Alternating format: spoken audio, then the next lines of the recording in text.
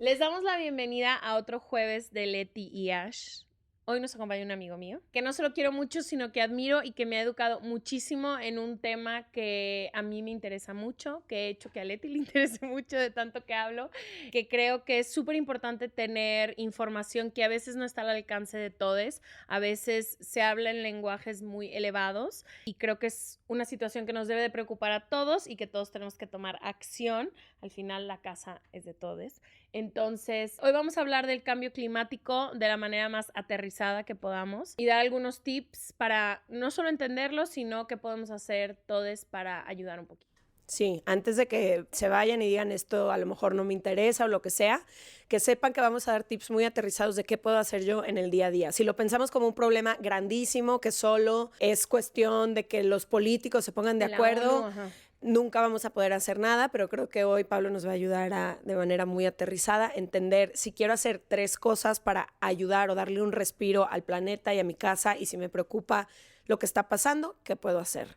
No vamos a decir más. Bienvenido, Pablo Montaño, Se Regalan Dudas. Tenemos años Qué queriendo bonito estar traerte. aquí. Estoy muy contento, la verdad. Nosotros felices de tenerte. La verdad es que ya tenía de entrada conocerte. Conocernos, he escuchado pura hace virtualidad. 3 años de Pablo Montaño. Sí, igual acá.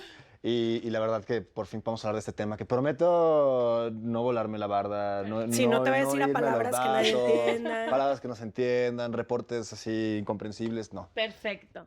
Vamos a empezar con la primera pregunta. ¿Qué es el cambio climático? El cambio climático... Porque parece que es como que cambia la temperatura y ya, ¿no? Como que siento Hay que mucho más que eso, sí. Nuestro planeta tiene una atmósfera que si no la tuviéramos seríamos una pelota de hielo flotando en el espacio.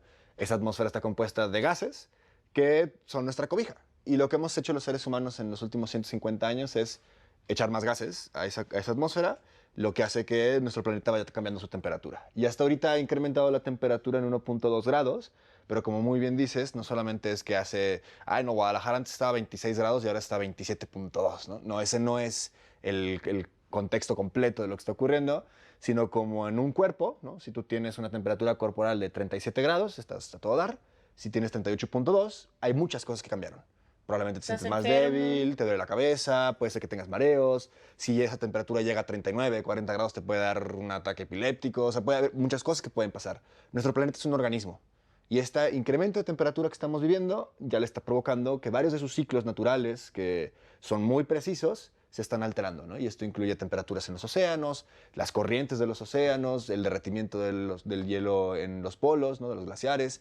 Todo eso está cambiando y es como una bola de nieve que una cosa va afectando a otra y todo se descompone. Hay cosas que son en cadena, hay cosas que son individuales, hay cosas que no entendemos. Entonces también esto nos presenta un escenario de muchísima incertidumbre, ¿no? Y eso es lo que, frente a lo que estamos ahorita, los científicos se han encargado de estudiar qué implican estos cambios, ¿no? O sea, qué implica estar a 1.2 grados como estamos ahorita, o a 1.5, que es el acuerdo de París, la meta que se fijó, o 2 grados, o 3 grados, o 4, porque podemos seguir incrementando la temperatura del planeta.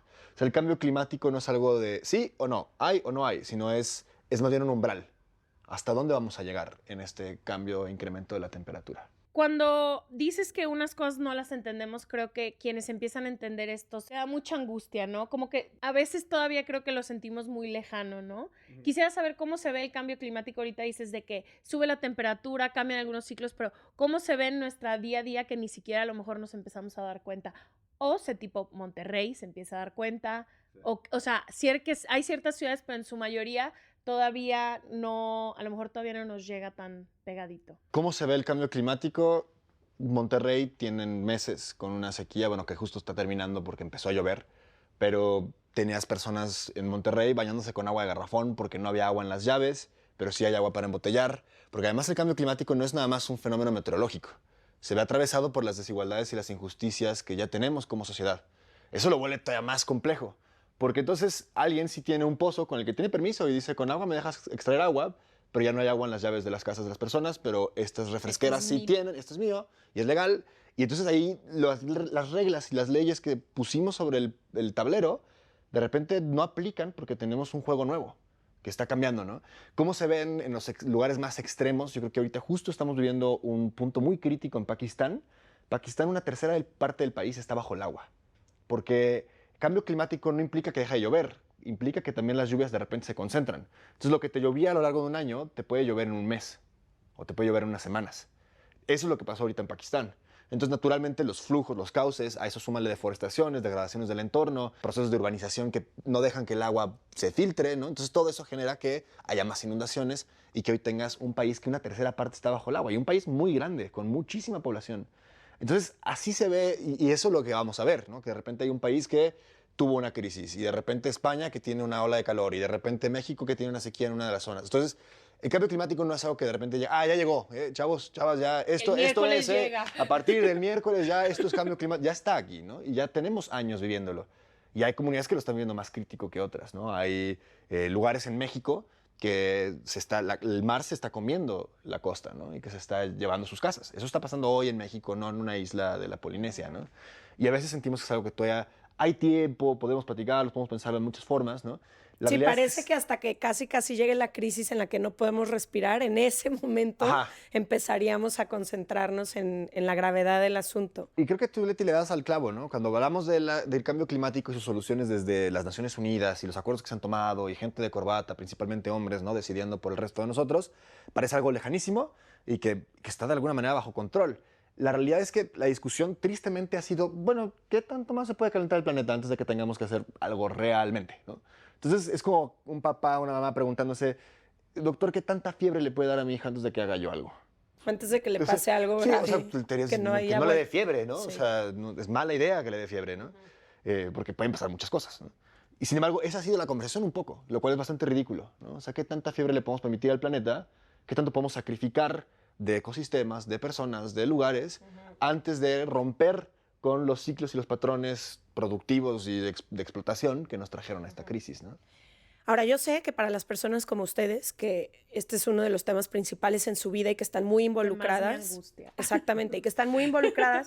Con mientras, ansiedad. mientras más estudian y más se informan, entienden la gravedad del asunto. Pero hay muchas otras personas, y yo me voy a incluir hace unos años ahí, pero que crecemos en este sistema en el que todas estas prácticas que afectan tanto al planeta pues son normalizadas, ni siquiera somos conscientes a lo mejor del daño que estamos haciendo todos los días al planeta.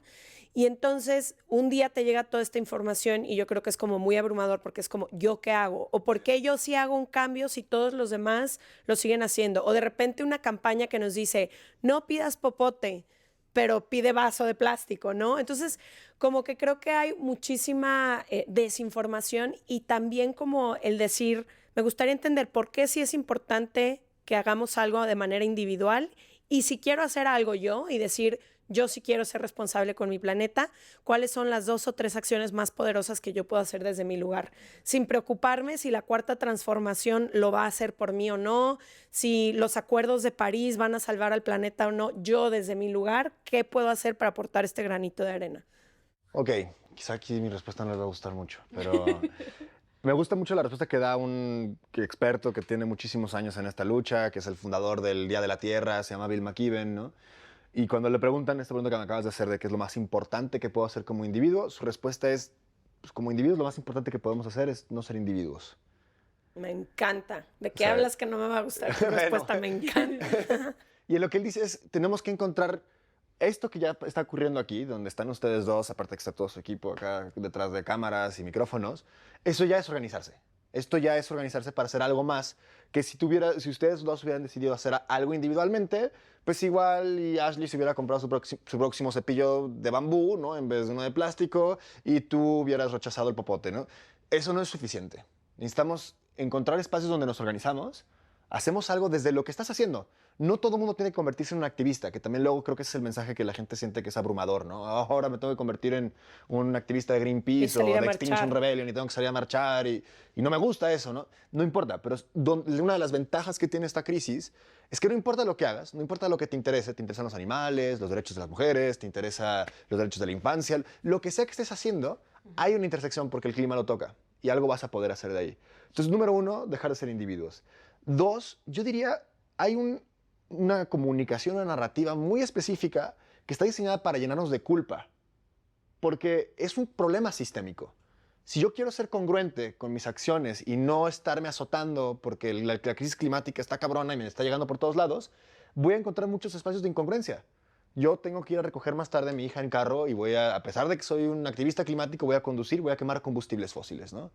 Entiendo perfectamente lo que estoy haciendo, entiendo que el modelo automotriz es parte de la crisis que provocamos, pero tengo que ir a recoger a mi hija, ¿no? Y no hay un transporte público que me lleve rápido, seguro, ¿verdad? O sea, hay un montón de cosas que me impiden hacer las cosas como yo quisiera. Entonces yo diría que la segunda cosa que podemos hacer en lo individual sería abrazar nuestras incongruencias. Cada quien va a llegar al punto de acciones, de compromisos, en la medida que le es posible. Y yo, por ejemplo... Pero sí podemos hacer un esfuerzo extra para que nos sea posible hacer más cosas. Sí, hagámoslo. Pero, o sea, como en el interior lo que yo diría es que no te desactive el hecho de que tienes cosas como mi trabajo me implica viajar en avión y sé que tiene una huella de carbono enorme. Pero eso no implica que yo tenga que dejarte importar todo el conflicto, ¿no? Esto es para que no te desactives tú misma, ¿no? Ya. Sí, y las acciones individuales, como pueden ser pues, andar en bicicleta, consumir menos plásticos o no consumir plásticos de preferencia, todo ese tipo de cosas. Dejar de comer carne. O sea, comer menos carne, dejar de comer carne si te es posible. Todas esas cosas yo siempre las menciono como están buenísimas, pero son el piso mínimo desde donde vamos a hacer algo. ¿Eso qué implica? Eso es lo que mi privilegio me permite hacer a mí. Yo hoy, o sea, lo platico, ¿no?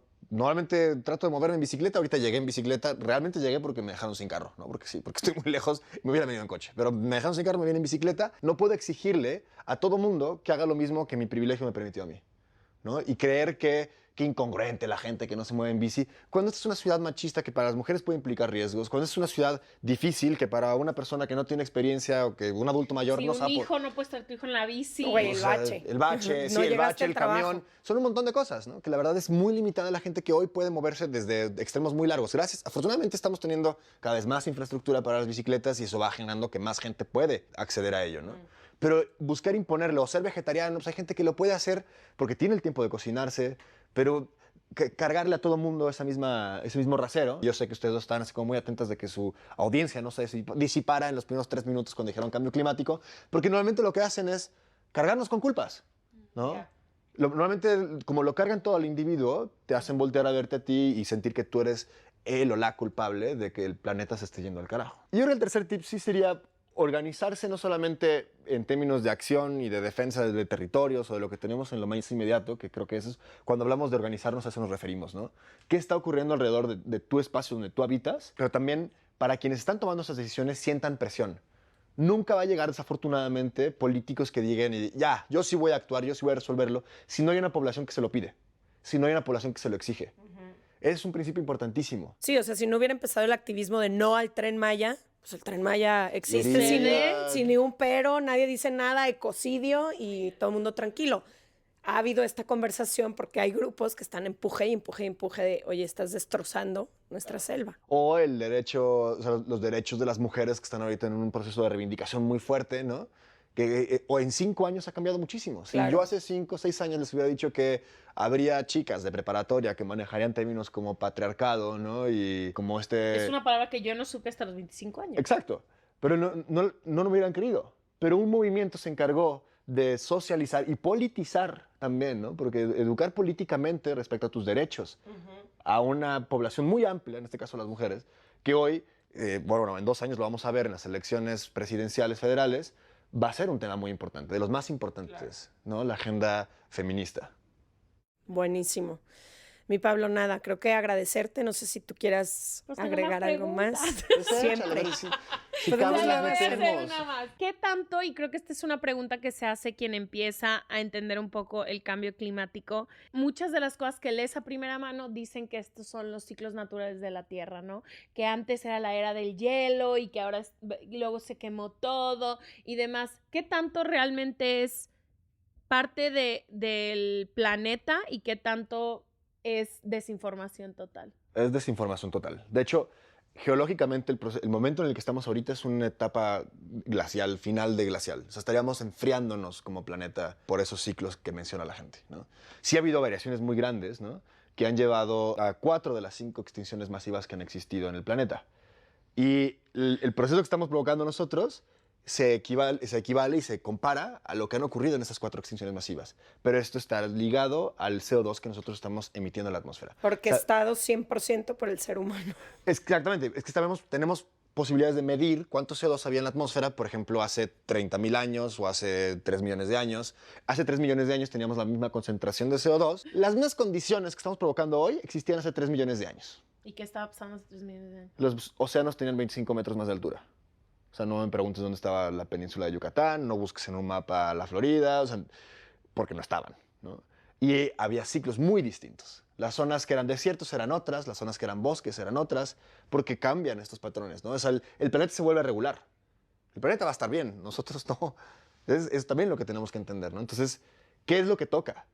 La verdad, también una parte que me gusta enfatizar es, sí está cañón todo lo que estamos platicando, pero también es un momento donde es una oportunidad única para realmente transformar un montón de cosas que han estado funcionando mal en este planeta en términos sociales, en términos ambientales. Es una oportunidad para revisar absolutamente toda nuestra escala de valores. Ustedes lo hablan mucho contra el consumismo, contra patrones destructivos. Todo eso está involucrado en la lucha climática. El hecho de que nos hayan hecho entes tan egoístas, tan individualizados, ¿no? Tendríamos que volver a la comunidad, porque solamente desde la colectividad y desde la comunidad podemos resolver un problema que nos atañe a todas y a todos. Me encanta. Muchas gracias por venir, Pablo. Gracias a ustedes por invitarme. Les vamos a dejar toda la información de Pablo aquí para quien tenga preguntas puntuales se las pueda hacer. Y en el newsletter en seregalandudas.com/suscríbete les dejamos más información. Gracias.